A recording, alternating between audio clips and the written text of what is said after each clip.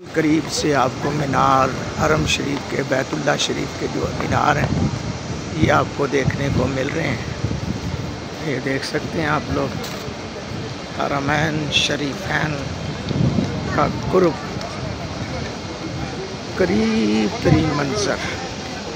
जी हाँ, बिल्कुल करीब का मंज़र है और मैं और से और करीब हो रहा हूँ। जी हाँ, अब हम बहुत ही ख़ास एक मुकाम जहाँ पर मेरे करीम आका अलैहिस्सलाम हिजरत से पहले जलवा कर हुए उस मुकाम पर, यहाँ पर हुजूर का घर है। ये देखें, ये मीनार का बड़ा करीबी एरिया। ये देखें जी, ये बहुत ही आला मंज़र है, काबिल दीद है। हरम का ये मंज़र आप करीब से देख रहे हैं।